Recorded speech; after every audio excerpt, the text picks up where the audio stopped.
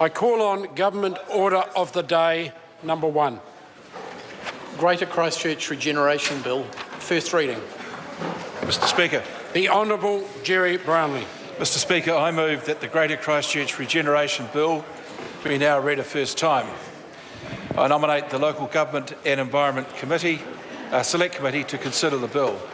And at the appropriate time, I intend to move that the bill be reported to the House by the 25th of February 2016.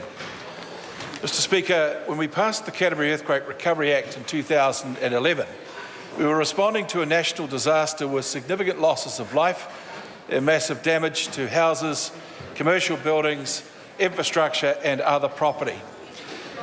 The Canterbury Earthquake Recovery Act provided a wide-ranging, although not absolute, powers to ensure swift response to recovery barriers and issues. But almost 5 years on, it's time for this form of extraordinary legislation to be replaced. We are moving on from emergency and recovery to a time of regeneration. This is, sir, an exciting time. Much of the groundwork has been laid and many significant building projects, both public and private, are underway or have been completed. But there is still much to be done. Regeneration of a city and its people's well-being is a mission that can't be completed in a short number of years. Legislation, therefore, is still required to ensure a continuum of planning and land use provisions that support the regeneration of Christchurch and its surrounds beyond the narrow constraints of earthquake recovery. It's essential that the momentum generated in the last 5 years is continued, with local leadership resuming the role of shaping our region. Mr Speaker, the draft Transition Recovery Plan was released on the 2nd of July for public submissions, which were taken into account in the development of the final recovery plan released last week. There were two strong themes running through those submissions, and I received those submissions with the desire to put them into the legislative proposals that are seen not only in the draft Transition Recovery Plan, but also in this bill. Mr Speaker, the need for a shift to local leadership and Christchurch institutions in the next phase of Greater Christchurch's regeneration was a central theme to that. And I'm delighted to report to the House that discussions between the Government and the Christchurch City Council and other councils involved has been extremely positive. At the beginning of this year, I established an advisory board to give us advice about what we needed to consider in transition from a heavy role played by the Government to a role that would be that role being assumed by local government. That board was led by Dame Jenny Shipley. The board consisted of 12 members who were all leaders from local government, Ngāi Tahu and the community and business sectors. They worked extremely well and produced very good advice to me that was able to form the basis for that constructive dialogue, particularly with Christchurch City Council. The report of the board made a number of recommendations for new legislation, most of which we have been able to adopt in the bill before the House today. There is consensus that the step change needed is to deliver regeneration, not just to fix what was broken. It is also becoming increasingly difficult to distinguish between actions that have a recovery purpose and those of or with a wider purpose. For the purpose of this bill, it is regeneration of Greater Christchurch that is to the fore. This is defined as restoration, enhancement, urban renewal and development. No authority should read any constraint into the bill by tying the provisions of this bill to earthquake recovery. This is deliberately quite different from Canterbury Earthquake Recovery Act, which places a strong emphasis on recovery and its purposes. The bill must be interpreted as enabling regeneration and development that is not limited to recovery or building back just what we had before.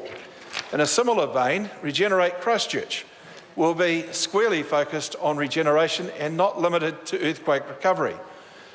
This bill establishes Regenerate Christchurch as an urban development authority to guide the regeneration of the city.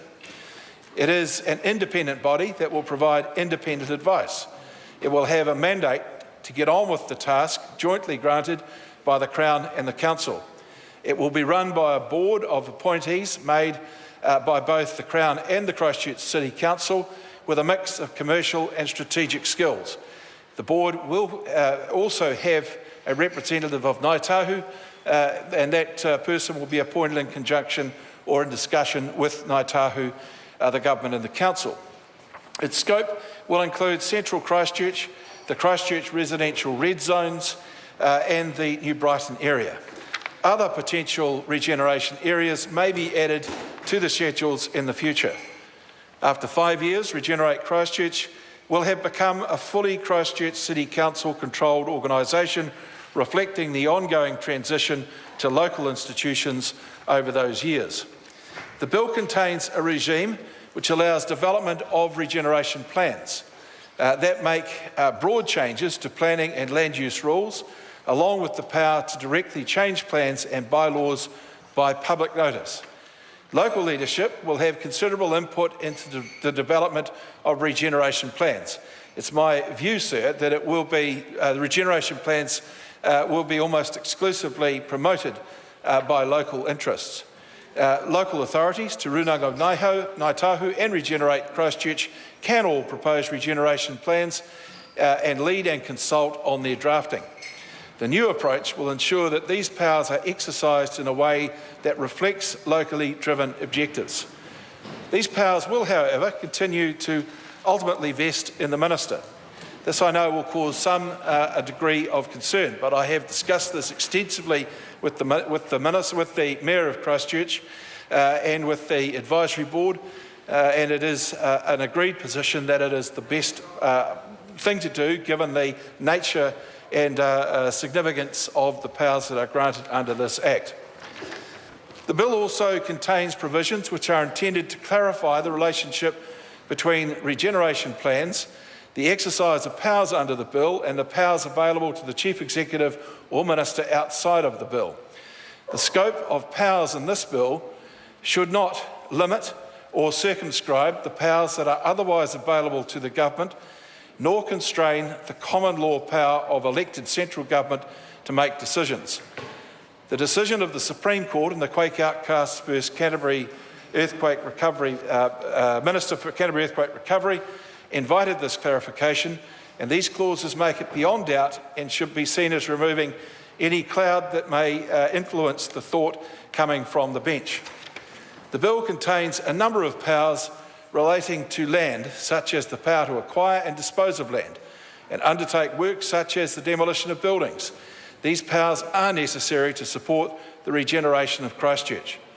The geographic scope of the bill is broadly consistent with the boundaries of the urban development strategy agreed by the affected local government councils, Christchurch, Waimakariri, Selwyn and Ecan. The bill will have a sunset clause and expire on the 30th of June 2021. This is effectively the ultimate check and will ensure that this period, after this period, any further bespoke powers will require consideration once again by Parliament. It's my hope that the government of the day will receive from the strategic partners an advocacy for the flexibility provided in this bill to continue beyond 2021 as Canterbury further develops as a dynamic place to do business, to work prosperously and to live well. Mr. Speaker, the process leading to today has been, I think, a very, very constructive one.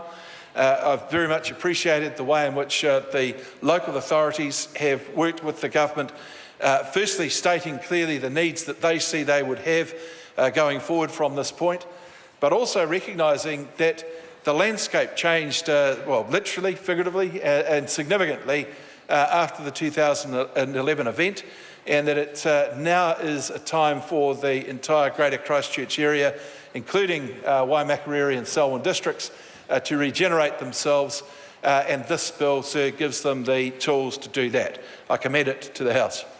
The question is that the motion be agreed to. Mr. Speaker. Dr. Megan Woods. Mr. Speaker, it is my pleasure